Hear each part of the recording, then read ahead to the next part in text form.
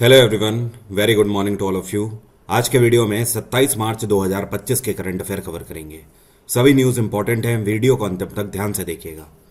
बहुत सारे student comment section में पूछते हैं कि सर आपके करंट कौन से एग्जाम के लिए रेलिवेंट है। तो मैं आपको बार बार बताता रहता हूँ कि मेरे करंट अफेयर भारत में हर एक एग्जाम के लिए रेलिवेंट है, फिर चाहे यूपीएससी से लेकर भारत का छोटे से छोटा रेलवे का एग्जाम ही क्यों ना हो, चाहे आप किसी भी राज्य का एग्जाम दे रहे हो, हर एक एग्जाम के लिए रेलिवेंट है। और मैं आपको इस बात की गारंटी देता हूं कि मैं जो टेलीग्राम पर आपको डेली की पीडीएफ शेयर करता हूं, अगर आप उसे डाउनलोड करके पढ़ भर लें तो आप 100 ऑन 100 करके आओगे करंट अफेयर में। जी हां, ये पॉसिबल है, लेकिन अगर तरीके से पढ़ा जाए करंट अफेयर को तो। अगर आप केवल पीडीएफ डाउनलोड कर लेते हैं, उसे पढ़ते नहीं है, तो इसमें मैं कुछ नहीं कर सकता हूं, क्योंकि मैं आपको डेली बताता हूं और डेली पीडीएफ शेयर करी जाती है टेलीग्राम पर। तो जब मैं आपको गारंटी दे रहा हूं तो आप अगले एग्जाम के लिए इसे चैलेंज की तरह ले सकते हो और खुद एक बार अप्लाई करके देख सकते हो। आप मुझे कमेंट सेक्शन में आकर खुद बोलोगे कि सर एक भी क्वेश्चन नहीं छूटा, क्योंकि मुझे पता है कि पीडीएफ बनाने में डेली कितनी मेहनत लगती है और कितना सारा उसमें कंटेंट मैं देता हूं। खैर, वीडियो में आगे बढ़ते हैं। पहले कल के क्वेश्चन की बात करेंगे। कल मैंने आपसे पूछा था भारत में पहला पेपरलेस बजट कौन से वर्ष में इंट्रोड्यूस किया गया था। तो जिन लोगों ने भी आंसर किया है, सेकंड वन, उन्हीं का आंसर सही है। पहली बार भारत में भारत सरकार के द्वारा पेपरलेस बजट साल 2021 से 22 का जो यूनियन बजट था, इसमें लॉन्च किया गया था निर्मला सीतारमन के द्वारा। और पहले तीन ऐसे लोग जिन्होंने सही आंसर दिया है, उसमें से पहले हैं अभी मोदक, ये इनका नाम है, आईडी इनकी इसी नाम से है। और उसके बाद दूसरे स्टूडेंट जो हैं, ये हैं अनुराग झा, इन्होंने भी सही आंसर दिया है। और तीसरे नंबर पे जो सटीक आंसर दिया है, ये हैं लखवीर सिंह। कौन है? लखवीर सिंह, ठीक है। तो ये टॉप 3 स्टूडेंट हैं। इनके अलावा इनसे पहले भी खैर कई लोगों ने आंसर दिए थे, लेकिन उनका आंसर सही नहीं है, इस वजह से मैं नाम नहीं ले रहा हूँ। अपार्ट फ्रॉम दिस और भी कई सारे लोग हैं जिन्होंने सेकेंड में आंसर दिया था, उन सभी के आंसर सही है। तो फिलहाल आंसर सही हो या गलत, हमारा मेन मकसद ये है कि ये जो क्वेश्चन मैं पूछता हूँ उससे आपका एनालिसिस हो जाता है। तो अब से आप ध्यान रखोगे, ये गलती नहीं होनी चाहिए। 2021 से 22 के सत्र में पहली बार पेपरलेस बजट लॉन्च किया गया था। बजट के लिए हमारे कॉन्स्टिट्यूशन में आर्टिकल 112 में प्रावधान है। अब शुरू करते हैं आज के करंट अफेयर। अभी हाल ही में कैनरा बैंक के नए एग्जीक्यूटिव डायरेक्टर के रूप में किसको अपॉइंट किया गया है? तो ये है एसके मजूमदार, अब से नए ईडी के रूप में कैनरा बैंक में ये अपॉइंटेड है। इससे पहले ये कैनरा बैंक में सीएफओ के रूप में अपॉइंटेड थे। कैनरा बैंक में साल 2000 में पहली बार जुड़े थे, तब से लेकर आज तक 25 साल हो चुके हैं और अब जाकर ये एग्जीक्यूटिव डायरेक्टर की कमान संभालने वाले हैं। कैनरा बैंक बहुत पुराना बैंक है, 1906 में इसकी स्थापना करी गई थी। इसका हेडक्वार्टर है बेंगलोर और इस टाइम पर कैनरा बैंक के जो सीईओ हैं, ये हैं के सत्यनारायण राजू। क्या नाम है? के सत्यनारायण राजू। हाल ही में एक और बहुत बड़ा अपॉइंटमेंट हुआ है। भारत के नए फाइनेंस सेक्रेटरी कौन अपॉइंट किए गए हैं? तो जो आपको पिक्चर में दिख रहे हैं, ये हैं अजय सेठ। सीनियर आईएएस अधिकारी हैं और कर्नाटक कैडर से बिलोंग करते हैं। 1987 बैच के अधिकारी हैं और 2027 में रिटायर हो जाएंगे। 2 साल इनकी ड्यूटी के बचे हुए हैं।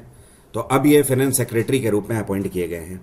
इससे पहले ये और भी कई सारी एडमिनिस्ट्रेटिव सर्विसेज में फाइनेंस से जुड़े हुए क्षेत्रों में रहे हैं।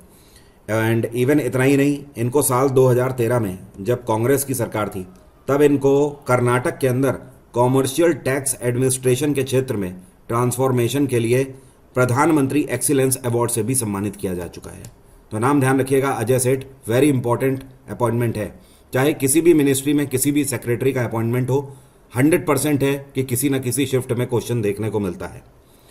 और इन्होंने जिनकी जगह ली है, ये हैं तुहिन कांता पांडे। आपको याद होगा कुछ टाइम पहले ही, करीब 1 महीना हो गया है, तुहिन कांता पांडे सेबी के नए चेयरपर्सन अपॉइंट किए गए थे, क्योंकि माधवीपुरी बुश रिटायर हो गई थी। तो तुहिन कांता पांडे की जो सीट थी वो 1 महीने से खाली थी, अब उसी सीट पर आ गए हैं अजय सेठ। भारत ने हाल ही में कौन से देश के साथ एक एग्रीमेंट साइन किया है मैरीटाइम डिजिटलाइजेशन को लेकर और साथ में डीकार्बोनाइजेशन को लेकर? तो ये पैक्ट भारत और सिंगापुर के बीच में हाल ही में साइन किया गया है। अब इस पैक्ट के अंदर ये बात करी गई है कि भारत से लेकर श्रीलंका के बीच में जो भी मैरीटाइम का व्यापारिक मार्ग है, मतलब कहने का पानी का जो रास्ता है जहां से हम लोग व्यापार करते हैं आपस में, उसको डीकार्बोनाइज किया जाए। मतलब उसमें जितना भी पॉल्यूशन क्रिएट होता है उसको कम से कम करने की कोशिश करी जाएगी। ये है इसका मेन उद्देश्य। और सिंगापुर की कैपिटल है सिंगापुर सिटी, और सिंगापुर में इस टाइम पे प्रधानमंत्री हैं लॉरेंस वोंग। क्या नाम है इनका? Lawrence Wong. By the way, अब सिंगापुर की बात हुई है तो मैं आपको कुछ इंटरेस्टिंग फैक्ट बताता हूँ सिंगापुर के बारे में। क्या आप जानते हो सिंगापुर दुनिया का इकलौता ऐसा देश है जहां पर च्युइंगम बैन है। जी हां, आप सिंगापुर में च्युइंगम नहीं खा सकते हो अनटिल और अनलेस डॉक्टर ने किसी रीजन से आपको रिकमेंड ना किया हो। दूसरा एक और इंपॉर्टेंट फैक्ट है, सिंगापुर में जो पैदल चलने वाले लोग हैं उनकी एवरेज स्पीड पूरे दुनिया के लोगों से कहीं ज़्यादा है। सिंगापुर एक ऐसा देश है जहां पर लोग गाड़ियों की अपेक्षा पैदल चलना ज़्यादा पसंद करते हैं, और यहाँ के लोगों की जो पैदल स्पीड है चलने की वो इसी वजह से बहुत तेज है। करीब 6 किलोमीटर पर आवर की स्पीड से वो पैदल चलते हैं नॉर्मली। आपको ऐसा लगेगा वॉक कर रहे हैं, लेकिन वो नॉर्मल चलते हैं 6 किलोमीटर पर आवर की स्पीड से। एक और इंटरेस्टिंग फैक्ट है सिंगापुर का कि सिंगापुर में ये पहले से ही तय है, वहाँ के लॉज में है कि वहाँ पे मैक्सिमम अगर कोई भी बिल्डिंग की हाइट होगी वो 280 मीटर होगी, इससे ऊपर नहीं हो सकती है। हाल ही में केंद्र सरकार की तरफ से एमपीज मतलब मेंबर ऑफ पार्लियामेंट, जिनको सांसद बोला जाता है, इनका वेतन और पेंशन में कितने प्रतिशत की वृद्धि कर दी गई है? तो केंद्र सरकार ने इंक्रीमेंट कर दिया है फ्लैट 24% का। अब इसका मतलब यह है कि देखिए, जो सिटिंग एमपीज हैं, सिटिंग एमपीज का मतलब इस टाइम पर जो सांसद हैं उनकी सैलरी अगर देखा जाए तो 1 लाख रुपए पर मंथ होती है। ठीक है, तो अब से 1 अप्रैल से ये अप्लाई हो जाएगा और उनकी जो सैलरी बढ़ के हो जाएगी वो 1,24,000 रुपए हो जाएगी।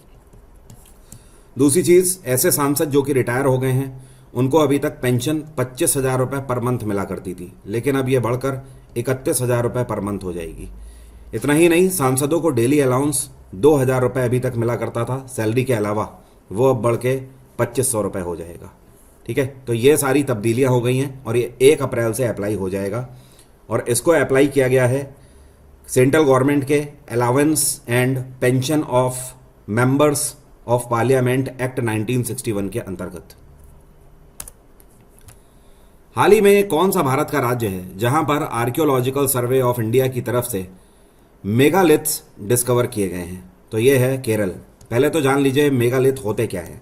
मेगालिथ ऐसे अवशेष हैं जो कि स्टोन एज के टाइम के बारे में बताते हैं। स्टोन एज का मतलब पाषाण काल।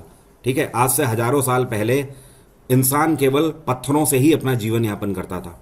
पत्थरों को धारदार बनाकर नुकीले वेपन्स बनाता था, जिससे जंगली जानवरों से सुरक्षा अपनी करता था। आखिरकार पत्थरों को घिस के ही हमने आग को पैदा करना सीखा, तो उसे पाषाण काल बोलते थे। तो पाषाण काल से जुड़े हुए कई सारे अवशेष केरल में अभी हाल ही में एएसआई ने प्राप्त किए हैं। और केरल में एक डिस्ट्रिक्ट है, इसको बोलते हैं पलक्कड़ डिस्ट्रिक्ट। क्या बोलते हैं? पलक्कड़। वहीं पर ये पाए गए हैं। इसी के साथ साथ एक आर्कियोलॉजिकल सर्वे ऑफ इंडिया की टीम उड़ीसा के अंदर भी थी, और उड़ीसा में यह डिस्ट्रिक्ट है रत्नागिरी। क्या नाम है? रत्नागिरी। तो वहां पर भी कुछ अवशेष पाए गए हैं बुद्ध के टाइम पीरियड के। ठीक है, और ये भी पाषाण काल से ही जुड़े हुए हैं। तो दोनों जगह पर प्राप्त किए गए हैं। उड़ीसा के रत्नागिरी में बुद्ध एज से जुड़े हुए कई सारे अवशेष मिले हैं, और केरल के पलक्कड़ से स्टोन एज से जुड़े हुए बहुत सारे अवशेष मिले हुए हैं। दिल्ली में नई सरकार आई है, हम सभी को पता है। विधानसभा के अभी हाल ही में इलेक्शन हुए थे, बीजेपी ने अपनी सरकार बनाई है, और बीजेपी ने इस बार 70 में से कितनी सीटें जीती हैं? 48 सीटें जीती हैं। और बीजेपी की तरफ से नई मुख्यमंत्री बनी रेखा गुप्ता। तो रेखा गुप्ता के ही द्वारा दिल्ली का नया बजट अनवील किया गया है। तो कुल कितनी धनराशि का बजट पास किया गया है?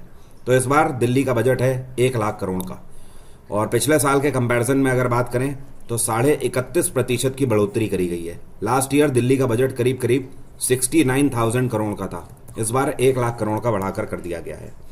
अब कौन कौन से मंत्रालयों को कितनी कितनी धनराशि आवंटित करी गई है उसके लिए पूरी मैंने एक टेबल बना दी है और पीडीएफ में दे दी है। एक तरफ लिख दिया है कौन कौन सा मंत्रालय है और दूसरी तरफ कितनी कितनी धनराशि दी गई है। तो एक बार आप पीडीएफ से जरूर देख लीजिएगा। वेल, इंपॉर्टेंट चीज मैं आपको बता दूं, एजुकेशन के लिए काफी कम पैसा दिया गया है। केवल 100 करोड़ की धनराशि एजुकेशन के लिए दी गई है। ठीक है, इसके अलावा काऊ शेल्टर्स के लिए, ठीक है, गायों को संरक्षित करने के लिए 40 करोड़ की धनराशि है। ये तो वक्त ही बताएगा कि ये धनराशि सफिशिएंट है या नहीं, बट एजुकेशन के लिए आई एम वेरी श्योर ये काफ़ी कम धनराशि है 100 करोड़ की, जिस हिसाब से दिल्ली के अंदर इंफ्रास्ट्रक्चर होना चाहिए। इसके अलावा विमेन वेलफेयर के लिए अच्छी खासी धनराशि दी गई है, 5100 करोड़ की धनराशि दी गई है महिलाओं के लिए। और बाकी आप टेबल देख लेंगे, वहां से आपको सारी डिटेल्स मिल जाएगी, कौन कौन से विभाग को, डिपार्टमेंट को कितनी कितनी धनराशि दी गई है। हाल ही में भारत सरकार अफ्रीकन कंट्रीज के साथ आज तक की सबसे बड़ी नेवल एक्सरसाइज कंडक्ट कर रही है। ये जो मैरी टाइम एक्सरसाइज है, इसका नाम क्या है? तो इसका नाम रखा गया है अफ्रीका इंडिया की मैरी टाइम इंगेजमेंट। ठीक है, और इंटरेस्टिंग बात यह है कि इसका जो शॉर्ट फॉर्म रखा गया है ना, ये शॉर्ट फॉर्म आप पढ़िए यहां पर, इसका नाम है एकिमी। क्या नाम है? एकिमी। और एकिमी का मतलब पता है क्या होता है? संस्कृत में एकिमी वर्ड का मतलब होता है यूनिटी। ठीक है, इस वजह से शॉर्ट में इसका नाम ये रखा गया है। और ये जो एक्सरसाइज है ये अप्रैल के मिड में होगी जाकर, और करीब करीब 6 दिन की एक्सरसाइज कंडक्ट होगी। इसमें अफ्रीका रीजन के 8 कंट्रीज हिस्सा लेंगे और इधर से भारत हिस्सा लेगा। भारत और अफ्रीकन कंट्री तंजानिया दोनों मिलकर इसको होस्ट करेंगे, लेकिन इसका जो वेन्यू होगा ये तंजानिया होगा। तंजानिया में एक पोर्ट है जिसका नाम है दार एस सलाम, यहां पर मैं लिख देता हूं दार एस सलाम। यहीं पर यह एक्सरसाइज कंडक्ट करी जाएगी। अच्छा, एक बात बताइए, 1 महीने पहले एक और मिलिट्री एक्सरसाइज कंडक्ट करी गई थी जिसका नाम है बोंगो सागर। तो ये कौन से देश के साथ हमने करी थी? तो बोंगो मतलब यहां पर बंगाल की बात हो रही है, तो हमेशा बांग्लादेश के साथ हम ये एक्सरसाइज कंडक्ट करते हैं। तो भारत और बांग्लादेश में हर साल बोंगो सागर कंडक्ट करी जाती है। ये भी एक नेवल एक्सरसाइज है। और कुछ टाइम पहले एक और एक्सरसाइज हुई है, खंजर एक्सरसाइज। तो खंजर हम कंडक्ट करते हैं किर्गिस्तान के साथ।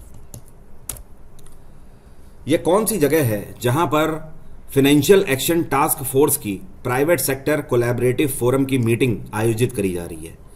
तो यह भारत के मुंबई में आयोजित करी जा रही है, और मुंबई में रिलायंस का जो जियो कन्वेंशन सेंटर है वहीं पर यह मीटिंग आयोजित हो रही है। और इस मीटिंग की शुरुआत 25 मार्च को हो चुकी है, और आज के दिन मतलब 27 मार्च को इसका समापन है। 3 दिन की यह मीटिंग रखी गई थी। फाइनेंशियल एक्शन टास्क फोर्स दुनिया की वो ऑर्गेनाइजेशन है जिसको इसलिए स्थापित किया गया था कि यह दुनिया भर के सभी देशों के ऊपर मॉनिटर और कंट्रोल करती है कि कहीं कोई देश हवाले से पैसा इधर तो उधर नहीं कर रहा है, ब्लैक मनी को बढ़ावा तो नहीं दे रहा है, और सबसे बड़ी चीज टेररिज्म को फंडिंग तो नहीं कर रहा है, आतंकवाद को फंडिंग तो नहीं कर रहा है। तो उन कंट्रीज के ऊपर सैंक्शन लगाने का काम करती है एफएटीएफ। और एफएटीएफ ने अगर प्रतिबंध लगा दिया तो आप समझ लीजिए उस देश को किसी भी वर्ल्ड बैंक से या आईएमएफ से या एशियन डेवलपमेंट बैंक से पैसा मिलना नामुमकिन हो जाता है लगभग। आपको बता दूं, एफएटीएफ टाइम टाइम पर बहुत सारे कंट्रीज को ग्रे और ब्लैक लिस्ट में भी डालती रहती है।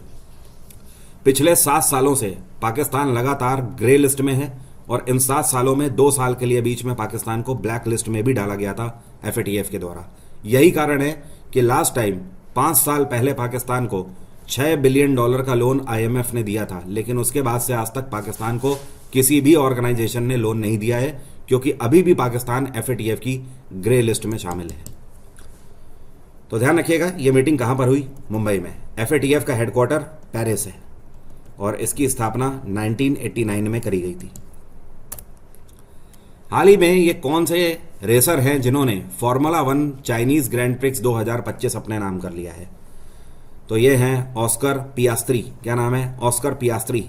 और ये मैकलेरन टीम से बिलोंग करते हैं। मैकलेरन जानते हैं ना, ऑटोमोबाइल कंपनी है। जिस तरीके से फरारी है ना और मर्सिडीज है, उसी तरीके से मैकलेरन की भी गाड़ियां आती हैं, और काफ़ी लग्जरी और स्पोर्टी कार होती हैं। करोड़ों से नीचे की तो है ही नहीं। तो इन्होंने, पियास्त्री ने इस बार का चाइनीज ग्रैंड प्रिक्स जीता है। सेकंड नंबर पे कौन रहे? लैंडो नॉरिस सेकंड नंबर पे रहे, इनको हराकर जीता है। और तीसरे नंबर पे जो खिलाड़ी इस बार रहे हैं, इनका नाम है जॉर्ज रसल। क्या नाम है? George Russell. ये कौन है जिनको सिविलियन एक्सीलेंस अवार्ड से हाल ही में सम्मानित किया गया है? तो ये जो आपको पिक्चर में बीच में दिख रही हैं, इनका नाम है संघमित्रा ताई गायकवाड़, और ये महाराष्ट्र की चीफ सेक्रेटरी हैं। और पिछले 25 सालों से आप ये समझ लीजिए, ये समाज के लिए उत्कृष्ट कार्य करती चली आ रही हैं, सोसाइटी के लिए। इन्होंने सोसाइटी के लिए एजुकेशन सेक्टर में, हेल्थ केयर सेक्टर में बहुत ही उच्च योगदान दिया हुआ है। इसी से आपको पता लग जाएगा कि आपको बता दूं, महाराष्ट्र में जो कोल्हापुर है ना, तो कोल्हापुर के अंदर 6 गांवों को इन्होंने गोद लिया, और इन 6 गांवों के अंदर जितने भी बच्चे हैं उन सभी को फ्री एजुकेशन इनके द्वारा दी गई है।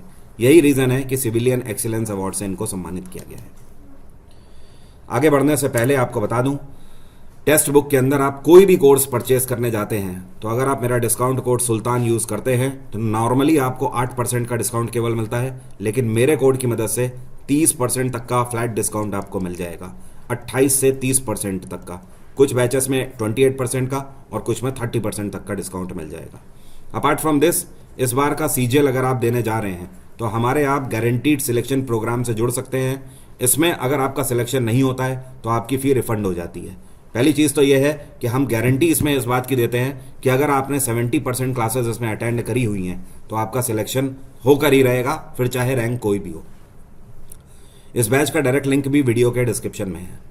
इसके अलावा सीपीओ एंड सीएचएसएल के भी आप बैचेस ज्वाइन कर सकते हैं टेक्स्ट बुक में, उस पर भी मैं पढ़ा रहा हूँ। मेरी इस टाइम पर सीजीएल वाले बैच में और सीएचएसएल वाले में 2 टाइम की क्लास चल रही है। सुबह 7:30 से 8:30 में ज्योग्राफी में पढ़ा रहा हूँ और उसके बाद 9 से 10 वाले बैच में मैं हिस्ट्री पढ़ा रहा हूँ। और जैसे ही हिस्ट्री खत्म होगी फिर मैं पॉलिटी पर स्विच कर जाऊँगा और ज्योग्राफी खत्म होगी इधर तो इकोनॉमिक्स पर स्विच कर जाऊँगा। तो अभी बिल्कुल नए बैच है, आप इन्हें ज्वाइन कर सकते हैं। लिंक वीडियो के डिस्क्रिप्शन में है। यह कौन सा मंत्रालय है जिसने हाल ही में इंटरनेशनल लेबर ऑर्गेनाइजेशन के साथ पैक्ट साइन किया है और इनके साथ मिलकर यह भारत में social protection data pooling initiative को बढ़ावा देंगे? तो यह है ministry of labour and employment. अब देखिए यह है क्या, social protection data pooling initiative.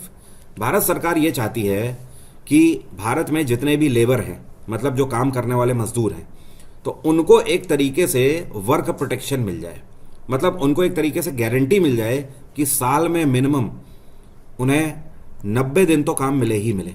ठीक है, मतलब 3 महीने का काम उनके पास हो ही हो। अब चाहे वो किसी भी योजना के अंतर्गत हो, चाहे वो मनरेगा की योजना हो, चाहे वो प्रधानमंत्री पोषण योजना हो या कोई भी योजना हो। इस पर्टिकुलर प्लेटफॉर्म के अंतर्गत एक डेटा ऐसा बनाया जाएगा जिसके अंतर्गत भारत के सभी मजदूरों का नाम शामिल किया जाएगा उनके आधार कार्ड के साथ, जिससे कि भारत सरकार ये पहचान सके आने वाले समय में कि और कितनी योजनाएं बेहतर होंगी लॉन्च करने के लिए। इसके अंतर्गत गवर्नमेंट की 34 स्कीम्स कंसीडर करी जा रही हैं और ओवरऑल इंटरनेशनल लेबर ऑर्गेनाइजेशन जो है ये भारत सरकार को सर्वे कर देंगे भारत के ही अंदर। साल 2023 से 24 में भारत सरकार का डेटा कहता है कि मेक इन इंडिया प्रोजेक्ट के अंतर्गत कितनी वैल्यू के डिफेंस प्रोडक्ट हमने बनाए और दूसरे देशों को बेचे। तो 2023 से 24 के सत्र में मेक इन इंडिया प्रोजेक्ट के अंतर्गत डिफेंस इक्विपमेंट 1,27,000 करोड़ के बनाए गए हैं। ठीक है, पहली चीज जो कि हमने घर पे ही अपने बनाए हैं, भारत के अंदर ही बने हैं। अब चाहे वो टैंक हो, मिसाइल हो या फिर ड्रोन्स हो या राइफल्स हो, कुछ भी हो, सारे डिफेंस इक्विपमेंट में आ जाते हैं। और 1,27,000 में से जो हमने एक्सपोर्ट किया हुआ है वो है 21,000 करोड़। कितना? 21,000 करोड़। तो 1,27,000 करोड़ में से 21,000 करोड़ के डिफेंस इक्विपमेंट हमने दूसरे देशों को भी बेचे हैं। और पहले अगर 2014 में बात करें तो सरकार का ये डेटा कहता है कि उस टाइम पर 886 करोड़ का ये वैल्यू था, जो कि बढ़कर अब एक्सपोर्ट होने लगा है 21,000 करोड़ में। अब मेरा आज का सवाल है आपसे, आप में से कितने लोग बता पाएंगे? ये क्वेश्चन आपको बता दूं 3 साल पहले सीजीएल में ही पूछा गया है। आपको बताना है ये कौन से प्रकार का मार्केट होता है जिसमें जितने भी सेक्टर होते हैं वो सब केंद्र सरकार के अंतर्गत आते हैं। Capital market, social market, mixed या फिर ये सभी? कमेंट बॉक्स में लिखकर बताइए। मेरी इन सभी किताबों के लिंक भी वीडियो के डिस्क्रिप्शन में है। अमेजॉन से ऑर्डर करके आप अपने घर मंगा सकते हैं। स्टैटिक जीके, चाहे थ्योरी हो चाहे फिर आपके एमसीक्यूज हो, सारी किताबों के लिंक वीडियो के डिस्क्रिप्शन में है। आज की बात यहीं तक रहेगी। Thank you so much. Have a nice day. Take care. Bye bye. आपका दिन मंगलमय हो।